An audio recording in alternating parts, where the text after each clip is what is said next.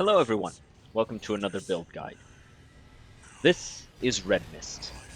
Now, the main purpose of this build was to try and make a setup that could get the most out of coral weapons and generators and just overall, just the whole aesthetic of this is pure coral.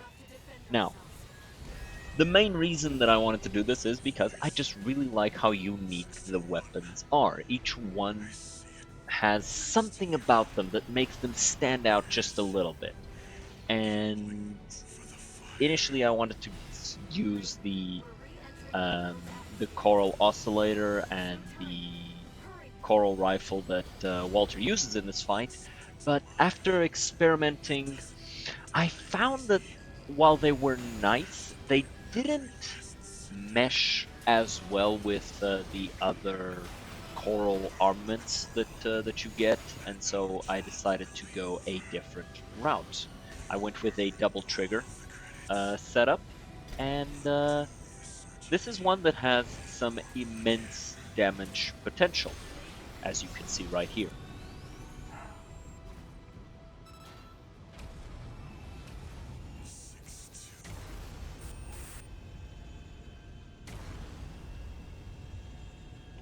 For the assembly, I went with two coral rifles, the red shifts. They essentially function like the nebulas or the VVCs, but with a slow rate of fire and a higher impact radius and damage. They're really reliable, especially if you can land consistent shots, which does require you, especially in PvP, to be closer to your enemy. You need to be closer in order to land these shots because especially other players, they'll get out of the way very easily. But that's why we use the Coral missile launchers, especially with the fully charged version, because it increases the damage potential immensely by adding additional projectiles and also increasing the radius and damage of the main explosion. They track very nicely. They're slow moving, but they go for a very long time before they actually explode without an impact. For the armor units, I went with the Kasuar helm or headpiece, not really a helmet, because I didn't really like the HAL 826. It just doesn't look good for me. I don't like it that much. It's also lighter, so I can move a little bit faster. And sure, it has a higher energy load, but it's I just like this one a lot more. For the chest piece, I went with the HAL 826 because it just has some of the best supply efficiency, some of the best generator output and supply. It's just keeps me in the air the longest. For the arm pieces, I went with the VP46D. I just really like the way that it looks with the red shifts and especially with the decals that I applied to make it look like there's coral flowing all throughout the AC. I just like the way they look a lot, and they provide good firearm specialization. An alternative that you could use is the Nactrayer. They provide a higher firearm specialization, and while they're a little bit heavier, they also provide a little bit of extra armor, but it's not that much. I just really like the way these ones look, and they go really nicely with the missiles as well. It all kind of fits the same cuts. And for the legs, I went with the HAL 826. They have good overall speed and AP, so I went with them, and yeah, I'm quite happy. For the boosters, I'm using the NGIs, which are the Institute, Re, Rubicon Research Institute missiles. They're reliable, they're good, they keep you in the air, which is most of what you need. For the FCS, I went with the missile lock time reduction because of the Coral missile launchers because they take a while to lock on. So being able to reduce that by a very good amount thanks to this is very, very useful. The multi-lock doesn't matter because these can only lock onto one person at a time. And for my generator, I went with a Coral generator with the NGI 00 because it has the highest capacity out of any of them, has very good post-recovery energy supply.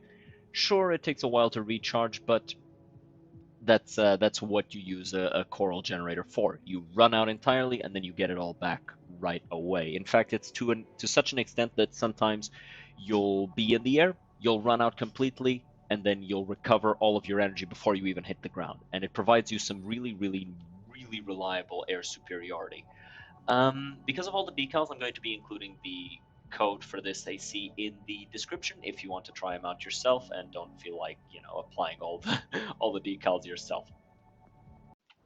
Now, as always, we are going to be doing a little bit of a PvP showcase at the end of our little guide.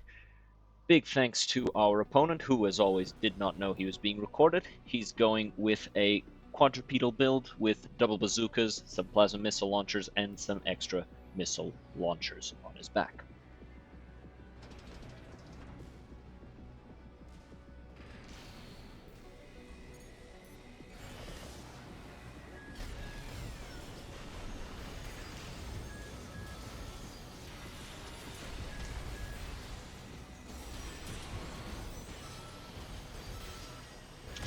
Now, as you saw, this build applies immense burst damage when everything falls into place at once.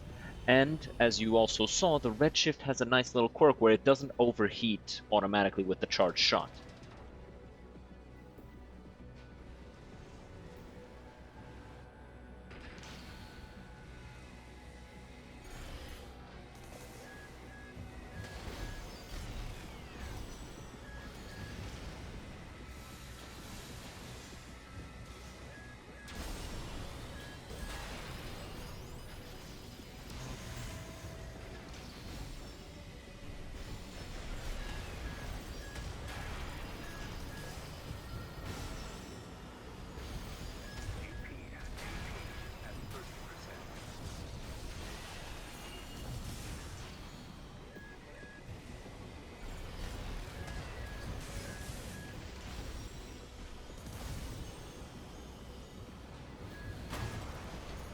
This time, unfortunately, our opponent got the better of us. As you saw, he was able to establish air superiority very early in the fight, and that gained him the advantage that he needed to get the win.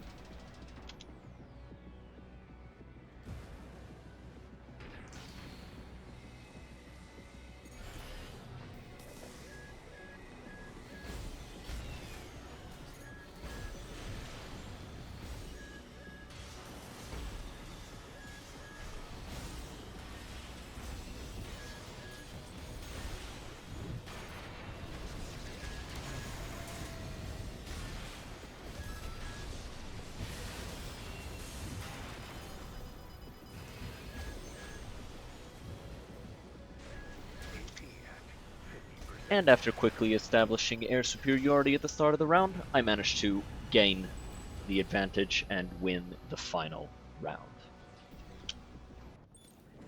As always, thank you so very much for watching all the way through to the end. I really appreciate it. If you have comments, if you have any thoughts on the build, if you have your own ideas for builds, let me know in the comments and I'll make sure to give them a try. If you were unhappy with the video in some way, let me know as well. I'm always happy to improve. And if you have any advice or if you'd just like to talk, the comments are open. Leave a like, leave a sub, follow me on Twitter, follow me on Twitch. I'm all over the place. Hope to see you again next time. Have a good one, guys, and cheers.